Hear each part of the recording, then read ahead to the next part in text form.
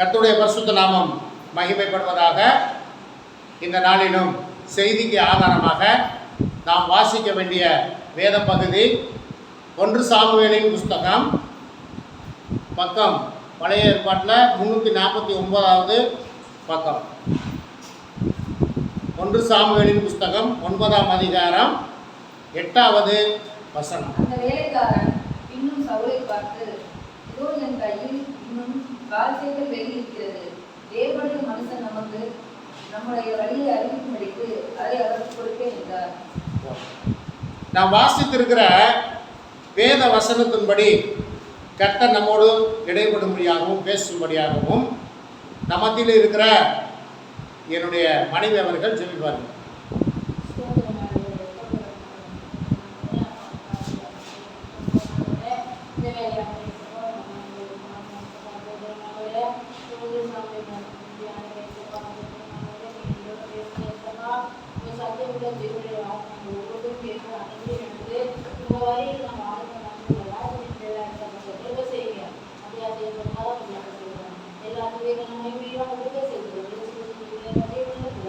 ஆமென்.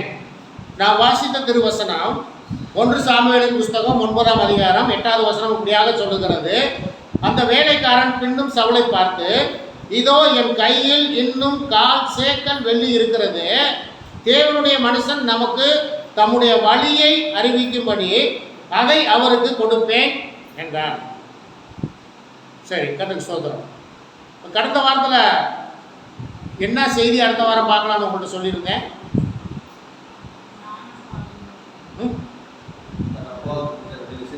சரி, அது செய்திக்கு இல்லை. சரி, இப்போ ஒரு நிமிஷம் உங்களுடைய விவாதங்களை தங்களுடைய வீடுகளிலே போய் விவாதிக்கும்படி கர்த்தருடைய நாமத்தினாலே உங்களை கேட்டுக்கொள்கிறேன். கர்த்தருக்கு ஸ்தோத்திரம். சரி, சொல்லுமா. மறந்து போச்சா? கர்த்தருக்கு ஸ்தோத்திரம். சரி, 2வது கேட்க வேண்டிய கேள்விக்கு தம்பி முதல்ல ஒன்று சொல்லிட்டாருப்பா. என்ன சொல்லியிருந்தேன்? அடுத்த ஒன்று என்ன சொல்லியிருந்தேன்?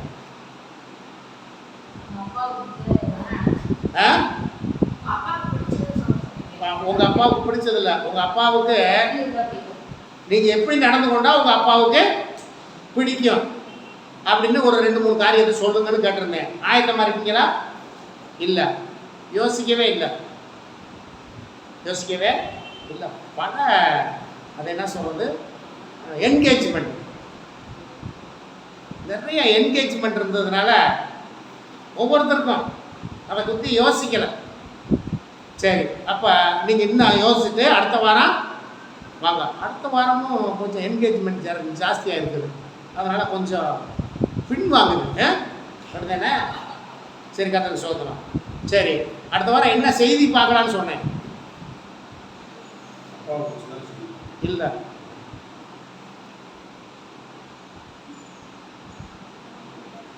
சரி, பிதா, குமாரன், பரிசுத்த ஆவி. இது திரித்துவ தெய்வம் பைபிளில் இருக்கு. ஆனால் உலக கிறிஸ்தவ மதம் என்ன சொல்லுகிறது? என்ன சொல்றாங்க ஆனால் அவங்க மேன்மைப்படுத்தக்கூடிய ஒரு காரியத்தை வச்சிருக்காங்க, வேற ஒரு காரியத்தை. பிதா, அவங்க கூட்டின்படி பிதா, மாதா, பிதா, மகன். உலகத்தில் ஒரு தமிழில் ஒரு பழமொழி இருக்கு, மாதா பிதா குரு தெய்வம். மாதா பிதா குரு தெய்வம். இப்போ அவங்களும் அதை ஃபாலோ பண்ணுறாங்க. பிதா ரைட்டு, மகனும் ரைட்டு, பரிசுத்த ஆவி தான் சொல்லணும். ஆனால் அவங்க அந்த ஸ்தானத்துக்கு யாரை கொண்டு வந்துட்டாங்க? மாதாவை கொண்டு வந்துட்டாங்க. இதை குறித்து நம்ம பார்க்கலான்னு இருந்தது. அதை குறித்து இன்னும் நிறைய ஆராய்ச்சி செய்ய வேண்டி இருப்பதுனால இன்றைய நாட்களில் நம்ம பார்க்க போகிறது உத்தம ஊழியன். என்ன ஊழியன்? வேலைக்காரன். உத்தம வேலைக்காரன். ஊழியன் என்பதும் வேலைக்காரன் என்பதும் ரெண்டும் ஒன்று தான். உத்தமமான வேலைக்காரன் யார்? வேதாகமத்தில் யாராவது ஒரு சிலர் சொல்லுங்க பார்ப்போம். உத்தமமான வேலைக்காரனாக இருந்தவங்கள நீ பழைய ஏற்பாட்டை சொன்னாலும் சரி, புதிய ஏற்பாட்டுன்னு சொன்னாலும் சரி, உத்தமமான ஊழியக்காரனாக இருந்தவங்களோ ஒரு சிலர் சொல்லுங்க பார்ப்போம். தன்னுடைய எஜமானுக்கு உத்தமமான ஊழியக்காரனாக இருந்தவங்க யாராவது தெரிஞ்சால் சொல்லுங்க. யாப்பா ரைட்டு, ஏற்றுக்கொள்ளக்கூடிய ஒரு காரியம். ஆனால் அது வந்து அவர் யார்? மாமனார். மாமனார் மருமகனுக்குள்ள உள்ள வேலை பார்த்தார். ரைட்டுக்கு நான் கூட தான் உன்னை வேலை பார்க்குறேன். வேற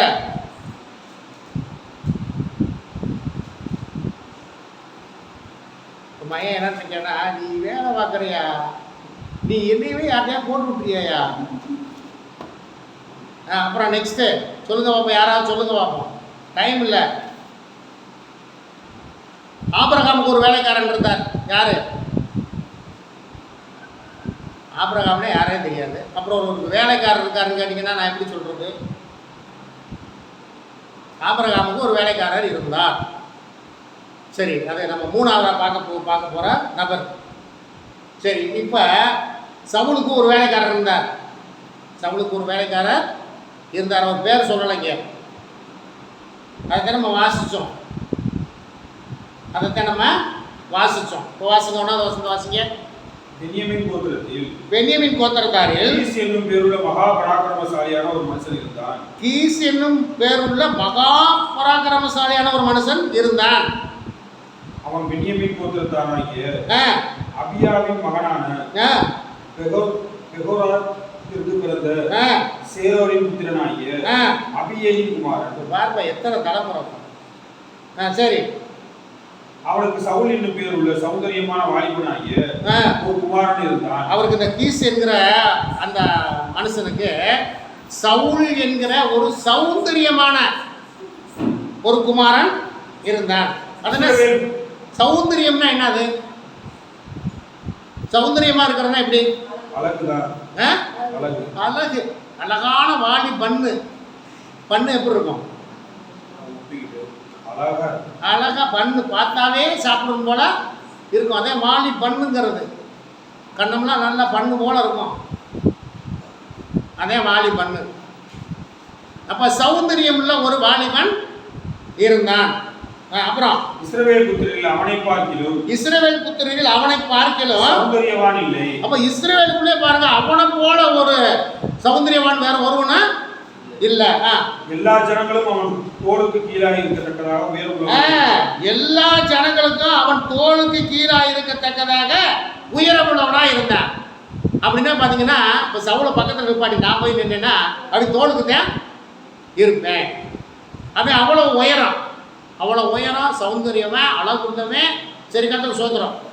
சவுலின் தகப்பனாகிய கீசுடைய கழுதைகள் காணாமல் போயிற்று. சவுலுடைய தகப்பனாகிய கீசுடைய கழுதைகள் காணாமல் போயிற்று.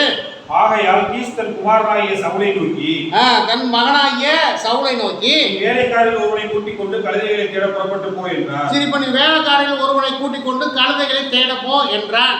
அப்படியே அவன் எப்ராயிம் மலைகளையும் சீசான் நாட்டையும் போனான். அங்கே அவைகளை காணாமல் சாலிம் நாட்டை கடந்தார்கள். அங்கேயும் காணவில்லை. பென்யமீன் நாட்டை உருவ கடந்தும் அவைகளை காணவில்லை. அவர்கள் சூப் என்னும் நாட்டிற்கு வந்தபோது சவுல் தன்னோடு இந்த வேலைக்காரனை நோக்கி, என் தகப்பன் கழுதைகளின் மேலுள்ள கவலையை விட்டு நமக்காக கவலைப்படாதபடிக்கு திரும்பி போவோம் வா என்றார். அதற்கு அவன், இதோ இந்த பட்டணத்திலே தேவனுடைய மனுஷன் ஒருவர் இருக்கிறார். அவர் பெரியவர். அவர் சொல்லுகிறதெல்லாம் தப்பாமல் நடக்கும். அங்கே போவோம். ஒருவேளை அவர் நாம் போக வேண்டிய நம்முடைய வழியை நமக்கு தெரிவிப்பார் என்றார். இப்ப பாருங்க, சவுலும் அவருடைய வேலைக்காரனும் ரெண்டு பேரும் இடத்தை தேடி போறாங்க, கழுதையை தேடி போறாங்க. பல பகுதியை தாண்டி கழுதையை தேடி போறாங்க. கழுதை என்ன செய்யல? கிடைக்கல. நம்ம நினைப்போம், கழுதை என்ன அவ்வளவு காஸ்ட்லியான பொருளா? கழுதை நம்ம அவ்வளவு காஸ்ட்லியான பொருளா?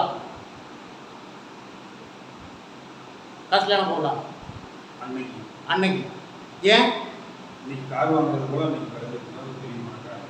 இன்னைக்கு சொல்றாங்களே, விலை உயர்ந்த BMW காரணம் சொல்றாங்கல்ல, அதுக்கு சமான கழுதை அன்னைக்கு. இன்னைக்கு அப்படி இல்லை. வீட்டில் புருஷன் முன்னாடிக்குள்ள சண்டை வந்துட்டா கூட தன்னுடைய மகனோ மகளோ யாராவது கூட்டி ஓடிட்டா கூட என்ன சொல்லுவாங்க தெரியுமா? ஓடுகாலி கழுதை. இப்போ கழுதை நினச்சேன், நம்ம எங்கன்னா ஓடணும், யாரோட கூட்டிகிட்டு ஓடணும், நம்மளை சொல்கிறாங்க. என்ன சொல்லுவாங்க? ஓடுகாலி கழுதை. அப்புறம் ஐயருந்து குடிச்சிட்டு வந்தா குடியார நாயை குடிச்சிட்டு இருக்குது. குடிக்கிறது இவன் புருஷன் குடிச்சிருப்பேன். புருஷன் குடிச்சிருப்பேன். திட்டு வாங்குறது யார்? நாய். ஆக போய் பாருங்க, கழுதை என்பது ஒரு சாதுவான ஒரு மிருகம். இப்போ அந்த கழுதை காணாமல் போச்சுன்னா 2 பேரும் தன்னுடைய மகனையும் ஒரு வேலைக்காரனையும் அனுப்பிச்சு பல இடத்துல தேடியும் கழுதை கிடைக்கல. அப்போ உடனே என்ன பண்ணாரு சவுல்?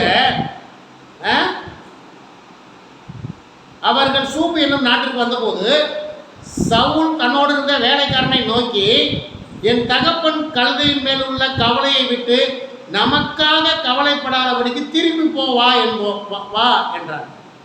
ஆனால் அந்த வேலைக்காரன் என்ன சொன்னேன்? அதற்கு அவர் இதோ இந்த பட்டணத்திலே தேவனுடைய மனுஷன் ஒருவர் இருக்கிறார். இங்க பாத்தீங்களா? இங்க ஒரு அதற்கு அவன் இதோ இந்த பட்டணத்தில் தேவனுடைய மனுஷன் ஒருவர் இருக்கிறார். அவர் பெரியவர். அவர் சொல்லுகிறதெல்லாம் தப்பாமல் நடக்கும். அங்கே போவோம். ஒருவேளை அவர் நாம் போக வேண்டிய நம்முடைய வழியை நமக்கு தெரிவிப்பார் என்றார். ஒருவேளை நாம் போக வேண்டிய வழியை நமக்கு தெரிவிப்பார் என்றார். பாருங்க, இவன் வேலைக்காரன். அப்ப அந்த கழுதையை குறித்து சவுல காட்டில யாருக்கு அக்கறை ஜாஸ்தியா இருக்குது? வேலைக்காரனுக்கு. சரி, அதுக்கெல்லாம் வாசிக்கல. அப்பொழுது சவுல் தன் வேலைக்காரனை பார்த்து நாம் போனாலும் அந்த மனுஷனுக்கு என்னத்தை கொடுப்போம். சரி, அவர் யாரு? அவர் ஒரு பெரிய தேவனுடைய மனுஷன். சரி, போலாம்னா நம்மகிட்ட எதுவுமே இல்லையே, எப்படியா அந்த தேவனுடைய மனுஷனை போய் பார்க்கறது? நம்முடைய பைகளில் இருந்த தின்பண்டங்கள் செலவழிந்து போயிட்டு, நம்முடைய பைகளில் இருந்த தின்பண்டம்லாம் செலவழிஞ்சு போயிடுச்சு. தேவனுடைய மனுஷனாகி அவருக்கு கொண்டு போகத்தக்க காணிக்கை நம்மிடத்தில் ஒன்றுமில்லையே. இப்ப தேவனுடைய மனுஷனத்துல கொண்டு போறதுக்கு நம்மிடத்துல எதுவுமே இல்ல. அப்ப பாருங்க, இந்த வேலைக்காரன் இன்னும் சவுலை பார்த்து இதோ என் கையில் இன்னும் 1/4 சேக்கல் வெள்ளி இருக்கிறது. அப்ப பாருங்க, இதோ இன்னும் என்கிட்ட எவ்வளவு இருக்குது? 1/4 சேக்கல் வெள்ளி இருக்கிறது. தேவனுடைய மனுஷன் நமக்கு நம்முடைய வழியை அறிவிக்கும்படிக்கு, தேவனுடைய மனுஷன் நமக்கு தம்முடைய வழியை அறிவிக்கும்படிக்கு அதை அவருக்கு கொடுப்பேன் என்றான். இப்ப பாருங்க, அந்த சவுலை காட்டிலும் அக்கறை யாருக்கு ஜாஸ்தியா இருக்குது? வேலைக்காரனுக்கு அக்கறை ஜாஸ்தி. ஒருவேளை இந்த 1/4 சேக்கலை செலவு பண்ணாம ஆட்டையை கூட போட்டுக்கலாமா அந்த வேலைக்காரன்? 1/4 சேக்கல் வெள்ளி சவுளுடைய வேலைக்காரன் இருக்குன்னு சவுலுக்கு தெரியாது. சரி, 1/4 சேக்கல் வெள்ளினா எவ்வளவு இருக்குன்னு நினைக்கிறீங்க?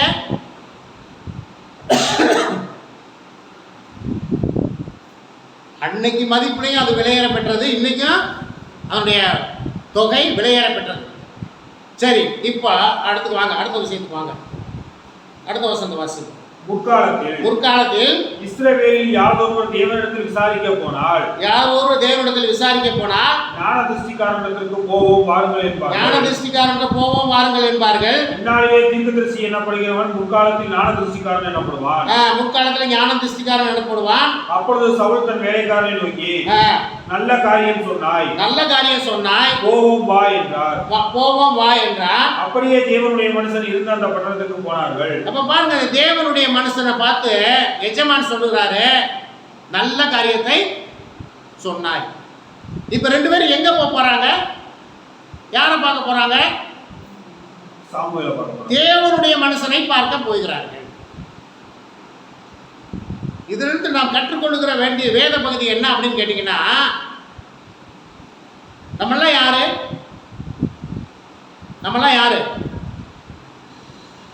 இங்க வந்து கர்த்தரை யாராவது வந்திருக்கு, நீங்க எல்லாம் யார்? கர்த்தருடைய பிள்ளைகள் சொல்லிட்டு நீங்க வாசமா சொல்லலாம்.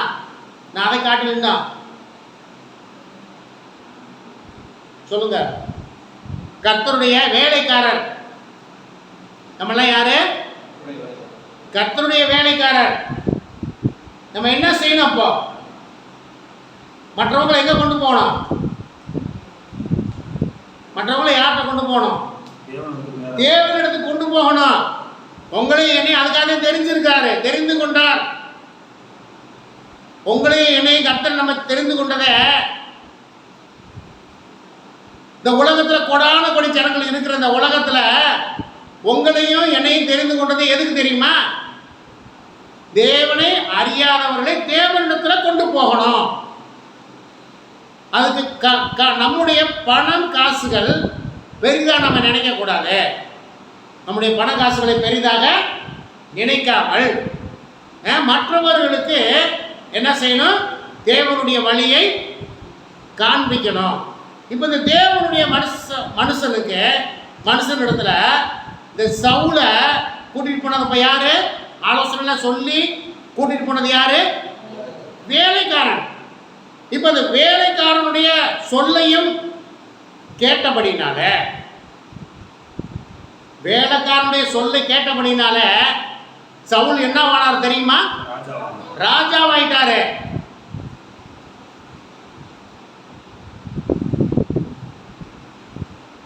ஆகவே கர்த்தருடைய பிள்ளைகளே, வேதவசனம் சொல்லுகிறது, நீங்கள் ராஜாக்களும் ஆசாரியர்களுமாய் இருக்கிறீர்கள். நீங்கள் கர்த்தருடைய கரத்திலே கனம் பெற வேண்டுமானால் கர்த்தருடைய வேலைக்காரன் சொல்லுகிறதை கவனமாய் கேட்டு இன்னும் இன்னும் இன்னும் கர்த்தரை அதிகமாய் தேடுங்கள். இது நீங்க வீட்டில் போய் மற்ற காரியங்களை எல்லாம் இந்த வேலைக்காரனை குறித்து இன்னும் கொஞ்சம் ஒரு அதிகாரத்தில் வரும். அப்புறம் வேலைக்காரனை குறித்து வராது. ஆண்டவராய் இயேசு கிறிஸ்து இந்த மனிதனாய் பூமியிலே தோன்றுவதற்கு முன்பாக ஒரு வேலைக்காரனை முன்னாலே அனுப்பினார். யாரு? யோவான் ஸ்நானகனை அனுப்பினார். ஆனால் அவருடைய காரியம், அவர் கொலை செய்யப்பட்டு இறந்து விடுகிறார். அவருடைய காரியம் அதோடு நின்றுவிடும். ஏன் அதுக்கப்புறம் வரல? அவருடைய வேலை முடிஞ்சது. அதுக்கப்புறம் யார் உயரணும்? அதனால தான் சொல்றாரு, அவர் பெருகவும் நான் சிறுகவும். ஆகவே வழியை காண்பித்தாக்கு. நான் பெரிய ஆள் நினைச்சுக்கிட்டே இருக்கக்கூடாது. கர்த்தருடைய வழியை காண்பித்தால் விட்டுறணும். பாருங்க, ஒரு சகோதரனுக்கு நீண்ட நாட்களாக ஒரு வருஷம், கிட்டத்தட்ட ஒரு வருஷமாக சத்தியத்தை அறிவித்துக் கொண்டிருக்கிறேன். வேதாகமம் வாங்கி கொடுத்திருக்கிறேன். அந்த சகோதரன் பாருங்க, சத்தம் இல்லாமல் வேறொரு சபைக்கு 3 மாசமா போய்கிட்டு இருக்காரு. சந்தோஷம் ஒரு பக்கம். என்ன சந்தோஷம்? சபைக்கு போறாரேங்கிற ஒரு சந்தோஷம். ஆனா நம்ம அறிவிச்ச நம்மகிட்ட வரலையேங்கிற ஒரு வருத்தம். ஆனாலும் என்ன, போன இடம் கொஞ்சம் சரி, எங்கேயாவது ஒரு இடத்துல நீ கர்த்தரை ஆராதிக்க போ, ஆனாலும் நீ ஒரு நாளைக்கு இங்கே வா. ஆனால் அந்த பையன் ஒத்துக்கொண்டார், ஒரு காரியத்தை ஒத்துக்கொண்டார். நான் அநேக இடத்துல வேத வசனங்களை குறித்து விளக்கம் கேட்டிருக்கிறேன். ஆனால் நீங்கள் சொல்லும் விளக்கம் வேறு யாரும் சொல்லுவதில்லை. அதை நான் பெருமையாக சொல்லலை. நான் அப்போவே சொல்லிட்டேன், அப்பா அதை குறித்து நீ என்னைய பெருமையாக நினச்சிக்கிட்டு இருக்காங்க. அது கர்த்தர் எனக்கு கொடுத்த ஞானம். கர்த்தர் எனக்கு கொடுத்த ஞானம். நான் அதில் பெரிய நான் ஒரு படிப்பாளியோ பெரிய வேதத்திலுமே அதெல்லாம் கிடையாது. கர்த்தர் எனக்கு கொடுத்த ஞானம். கர்த்தர் கொடுத்த ஞானத்தினால உனக்கு அந்த வேத விளக்கங்களை உனக்கு சொல்கிறேன். சரி, கர்த்தருக்கு ஸ்தோத்திரம். இன்னும் ஒரு சிலரை நாம் பார்ப்போம். ஆதியாகமத்தின் புஸ்தகம் 39:1.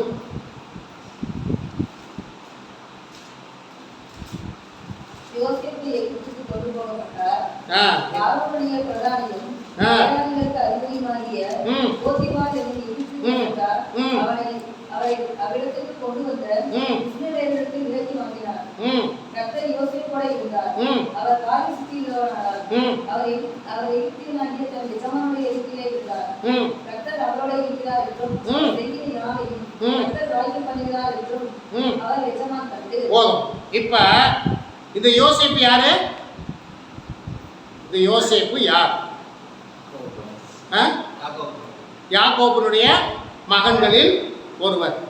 இப்ப இவரு எங்க இருக்கிறாரு? எகிப்துல அடிமையாய் விற்கப்பட்டவர். அடிமையாய் விற்கப்பட்டவர். சரி, இப்போ அடிமையாக விற்கப்பட்ட இந்த யோசேப்பு பாருங்க, 2வது வசனத்தை வாசிங்க. கர்த்தர் யோசேப்போடு இருந்தார். கர்த்தர் யார் கூட இருந்தாராமா? அடிமையாக விற்கப்பட்ட யோசேப்பு கூட இருந்தார். அவன் காரிய சித்தி உள்ளவனாய் இருந்தான். அவன் காரிய சித்தி உள்ளவன். இப்போ அடிமை போத்தி பாருங்க, வேலைக்காரன், அவன் எப்படி இருக்கான்? காரிய சித்தி உள்ளவன். அப்புறம் அவன் எகிப்தியனாகிய தன் எஜமானுடைய வீட்டிலே இருந்தார். அவன் பாருங்க, அவன் எகிப்தியனாகிய தன் எஜமானுடைய வீட்டிலே இருந்தான். கர்த்தர் அவனோடு இருக்கிறார் என்றும், கர்த்தர் அவனோடு இருக்கிறான் என்றும், அவன் செய்கிற யாவையும் கர்த்தர் வாய்க்க பண்ணினார் என்றும், அவன் செய்கிற யாவையும் கர்த்தர் வாய்க்க பண்ணுகிறார் என்றும் அவன் எஜமான் கண்டு யோசேப்பினிடத்துல தயவு வைத்து அவனை தனக்கு ஊழியக்காரனும்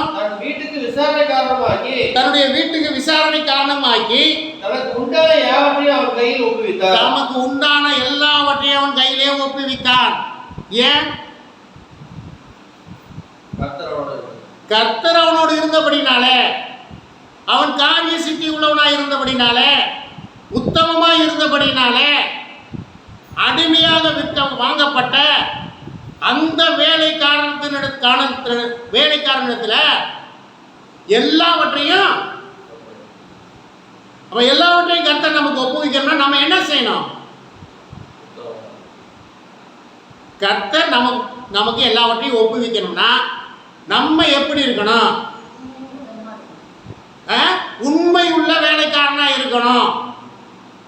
கர்த்தர் நம்மோடு இருக்கணும். சரி, வாசிக்கல. அவளுக்கு வீட்டிற்கும் தனக்கு உண்டான எல்லாவற்றிற்கும் விசாரணைக்காரனாக நோக்கொண்டு கர்த்தர் யோசேப்பின் நிமித்தம் அந்த எகிப்தியன் வீட்டை ஆசீர்வதித்தார். வீட்டிலும் வெளியிலும் அவளுக்கு உண்டான எல்லாவற்றிலும் கர்த்தர் ஆசீர்வாதம் இருந்தது. கர்த்தருடைய ஆசீர்வாதம் இருந்தது. ஆகையால் அவன் தனக்கு உண்டானதை எல்லாம் யோசேப்பின் கையிலே ஒப்புவித்து விட்டு தன் புசிக்கிற போஜனம் தவிர தன்னிடத்தில் இருக்கிற மற்றொன்றை குறித்தும் விசாரியாதிருந்தான். யோசேப்பு அழகான ரூபமும் சௌந்தரிய முகமும் உள்ளவனாய் இருந்தான். அப்ப பாருங்க, ஒரு அடிமை, ஒரு வேலைக்காரன், அடிமையா வாங்கப்பட்ட தன்னுடைய எஜமானுக்கு எப்படி இருந்தாரா? அவர் உண்மை உள்ள ஒரு ஊழியக்காரனாய் இருந்தார். அவர் எப்படி இருந்தாராமா? சௌந்தரியம் உள்ள ரூபமுள்ள ஒரு மனுஷனாய் இருந்தார். நீங்க மற்ற காரியங்களை நீங்க வீட்டில் போய் யோசேப்பை குறித்து மற்ற காரியங்களை எல்லாம் நீங்கள் வாசித்து தெரிந்து கொள்ளுங்கள். அப்போ உண்மை உள்ள ஒரு வேலைக்காரன் தானே. அப்ப கர்த்தருடைய பிள்ளைகளாகிய நம்ம, கர்த்தருடைய ஊழியக்காரனாய் இருக்கிற நம்ம எவ்வளவு உண்மையாய் இருக்கிறோம்? ஒரு அந்நிய தேசத்துல அடிமையாய் விற்கப்பட்டவன் கர்த்தருக்கு எப்படி இருந்த? உண்மையாக இருங்க. நம்முடைய வாழ்க்கை அப்படிதான் இருக்கா? நம்ம யாராவது எங்கேயாவது விற்கப்பட்டிருக்கோமா? நம்ம யாருக்காவது அடிமையாக இருக்கிறோமா? ஒருவேளை அடிமையாக இருந்தாதே நமக்கு ஞானம் வருமோ? உத்தமம் வருமோ? உண்மை வருமோ? நிறைய இருக்கு. சிறை பிடிக்கப்பட்ட கொண்டு போகப்பட்ட தானியேல் மூலங்க இந்த உலகத்துக்கு முடிவு காண்பிக்கப்பட்டு எழுதப்பட்டிருக்கிறது. அவர் யாரு? அவர் சிறை பிடிக்கப்பட்டு கொண்டு போகப்பட்ட ஒரு மனிதன். வாசிங்கள், இதை நீங்க வீட்டில் மற்ற காரியங்களை வீட்டில் போய் வாசித்து பாருங்கள். வாசித்து திரும்பிங்க. ஆதியாகமம் 24:1 வாசிங்க. ஆபிரகாம் வயது சென்ற போது 24:1 வாசிங்க. கர்த்தர் ஆபிரகாமை சகல காரியங்களிலும் ஆசீர்வதித்து வந்தார். கர்த்தர் ஆபிரகாமை சகல காரியங்களிலும் ஆசீர்வதித்து வந்தார். அப்பொழுது ஆபிரகாம் தன்னுடைய வீட்டில் உள்ளவர்களில் வயதில் மூத்தவனும் தனக்கு உண்டான எல்லாவற்றுக்கும் அதிகாரமாகிய தன் ஊழியக்காரன் நோக்கி, பாருங்க, ஆபிரகாமை கர்த்தர் எல்லா விதத்திலும் ஆசீர்வதித்து வந்து பெரிய சீமானா இருந்தாராம். எப்படி இருந்தாராம்? சீமான்னா யாரு? உலகிட்டு தெரிய அந்த சீமான் இல்ல. சீமான்னா பெரிய பணக்காரன் இல்ல, அவருக்கு இல்லாத எதுவுமே இல்லை. ஆனா இங்க இருக்க சீமானுக்கு ஒண்ணு இல்லை, ஞானம் மட்டும் இல்லை. ஞானம் தான் அப்படிலாம் பேச மாட்டேன், கிறிஸ்தவர்களுக்கு விரோதமா பேசுறவன். கர்த்தருக்கு சோதரம். அப்போ உண்டான எல்லாவற்றையும் அதிகாரியுமாகிய தன் ஊழியக்காரனை நோக்கி, நான் குடியிருக்கிற கானானுடைய குமாரத்திகளில் நீ என் குமாரத்துக்கும் பெண் கொள்ளாமல் நீ என் தேசத்துக்கும் என் நிலத்தடத்துக்கும் போய் என் குமாரனாகிய ஈசாக்குக்கு பெண் கொள்வேன் என்று வானத்துக்கும் தேவனுக்கும் பூமிக்கும் தேவனாகிய கர்த்தரின் பேரில் எனக்கு ஆணையிட்டு கொடுக்கும்படிக்கு நீ உன் கையை என் தொடையின் கீழ் வை என்றார். அதற்கு அந்த ஊழியக்காரன் அவ்விடத்து பெண் என் பின்னே இந்த தேசத்துக்கு வர மனதில்லாதிருந்தால் நீ விட்டு பின்ன தேசத்துக்கு தானே உன்னுடைய குமாரை மறுபடியும் அழைத்து கொண்டு போக வேண்டுமோ என்று கேட்டார். அதற்கு ஆபிரகாம், நீ என் குமாரை மறுபடியும் அங்கே அழைத்து கொண்டு போகாதபடிக்கு எச்சரிக்கையாயிரு. அப்ப இந்த ஆபிரகாம் தன்னுடைய வேலைக்காரனுக்கு சொல்லுகிற காரியம் கொஞ்சம் சிக்கலான காரியம். என்ன சிக்கலான காரியம்? தன்னுடைய எஜமானுடைய மகனுக்கு வேலைக்காரன் போய் பொண்ணு பார்த்துட்டு வரணும்னா அது நல்ல காரியமா?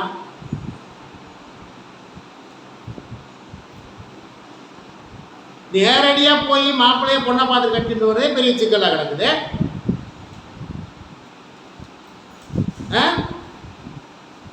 இப்ப வேலைக்காரன் போய் ஒரு பொண்ணை பார்த்துட்டு வந்து கல்யாணம் பண்ணணும், எனக்கு என் மகனுக்கு பொண்ணை கொண்டு வா.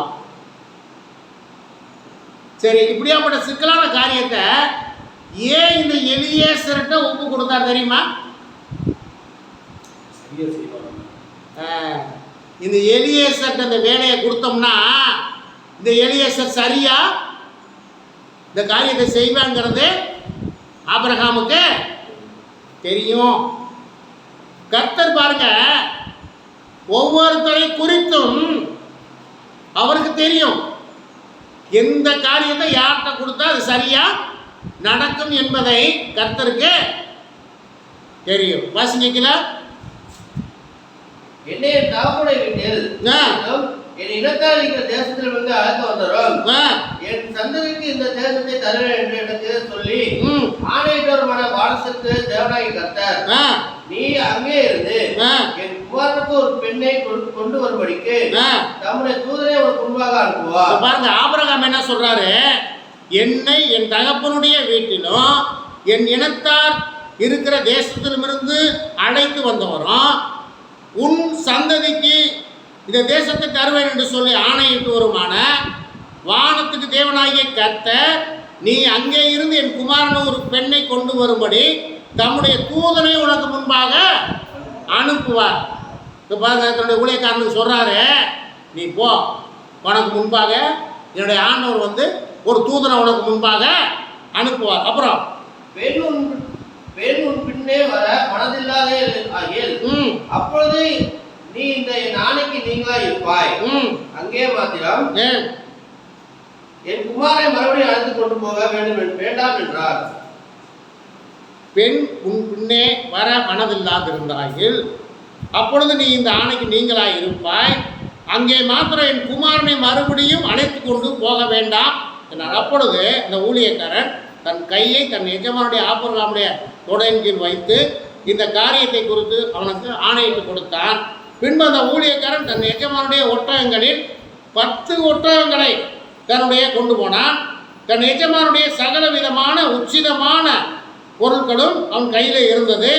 அவன் எழுந்து புறப்பட்டு போய் மெசபதோமியாவிலே நாகூருடைய ஊரிலே சேர்ந்து ஊருக்கு புறமே ஒரு தண்ணீர் துறவண்டையிலே தண்ணீர் மொல்ல ஸ்திரீகள் புறப்படுகிற சாயங்கால வேளையிலே ஒட்டகங்களை மடக்கி தனக்குள்ளே சொல்லிக் கொண்டது என்னவென்றால், என் எஜமானாகிய ஆபிரகாமுக்கு தேவனாய் இருக்கிற கர்த்தாவே, என் எஜமானாகிய ஆபிரகாமுக்கு தேவனாய் இருக்கிற கர்த்தாவே, இன்றைக்கு நீர் எனக்கு காரியம் சித்திக்க பண்ணி இன்றைக்கு நீர் எனக்கு காரியம் சித்திக்க பண்ணி என் எஜமானாகிய ஆபிரகாமுக்கு தயவு செய்தரணும். என் எஜமானாகிய ஆபிரகாமுக்கு தயவு செய்தரணும். இதோ நான் இந்த தண்ணீர் துறவண்டையிலே இருக்கிறேன்.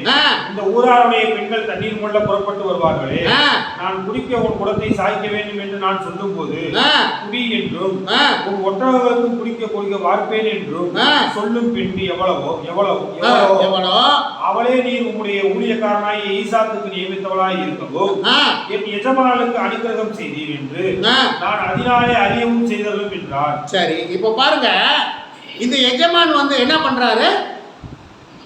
இந்த வேலைக்காரன் என்ன பண்ணுகிறாரு? ஆபிரகாமுடைய வேலைக்காரன் இப்ப என்ன பண்றாரு? மனசுல ஒரு பொருத்தமா இவர் ஜெபம் பண்றாரு.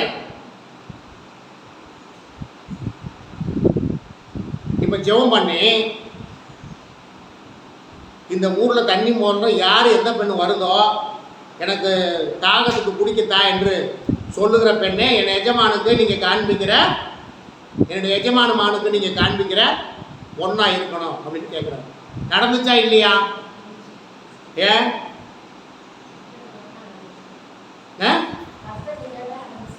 கர்த்தர் வந்து எல்லாவற்றையும் அறிந்திருக்கிறார். இந்த ஊழியக்காரன் எப்படி இருக்கிறார்? உத்தம ஊழியக்காரனாய் இருந்தார். நீங்க ஒரு உத்தமமா தான் இருந்தாருங்கிறதுக்கு நீங்க போய் அப்படியே அதை குறித்து நீங்க வாட்சி பார்த்தீங்கன்னா அந்த எலியேசர் உத்தமமாக இருந்த ஒரு வேலைக்காரன் என்பதை நீங்கள் அறிந்து கொள்ளலாம்.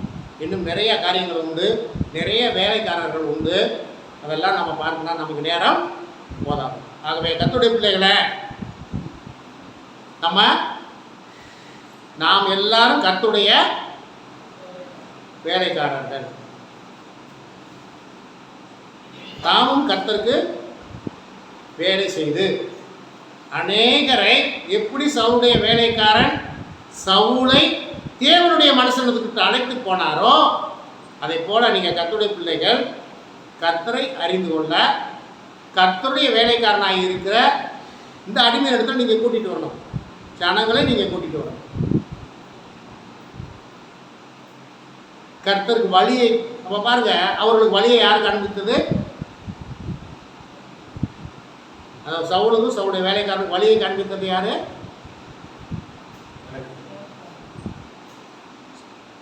தேவனுடைய காரியங்களை அறிந்து கொள்வதற்கு தேவனுடைய திட்டத்தை சொன்னது யாரு? சாமுவேல். அப்போ தேவனுடைய மனுஷன்கிட்ட ஒருத்தரை கொண்டு வரணும். முதல்ல அவன் மூலமாக அந்த தேவனை அவர்கள் அறிந்து கொள்ளணும்.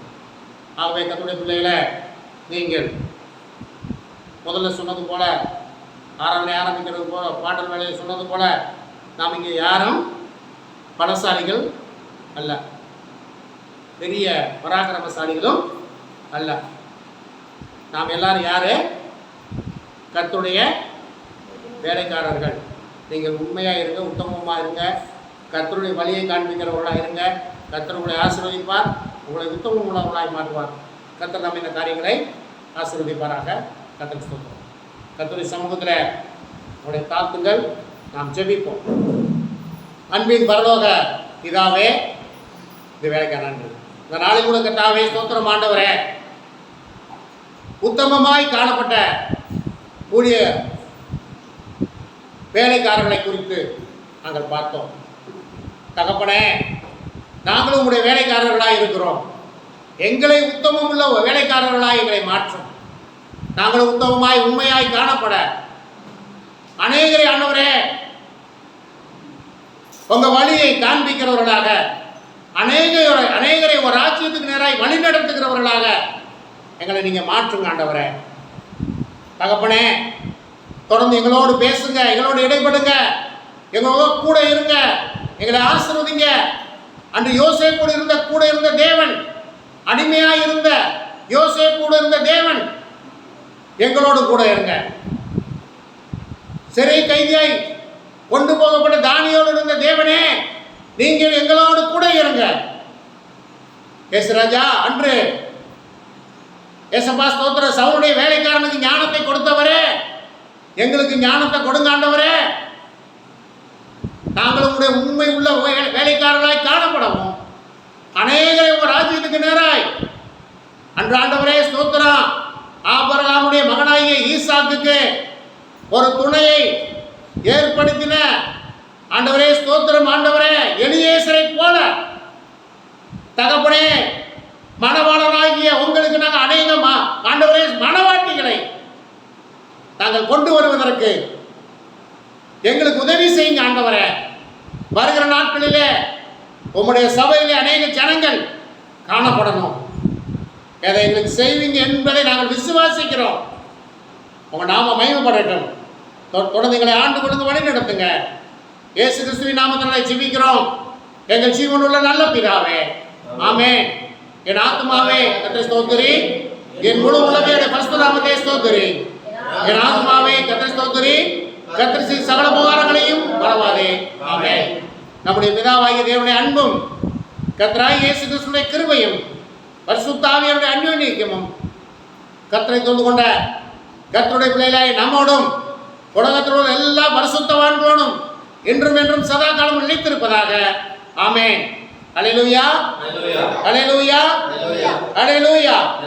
கர்த்தர் நம்மை உங்களை ஆசீர்வதிப்பாராக. கர்த்தருக்கு ஸ்தோத்திரம்.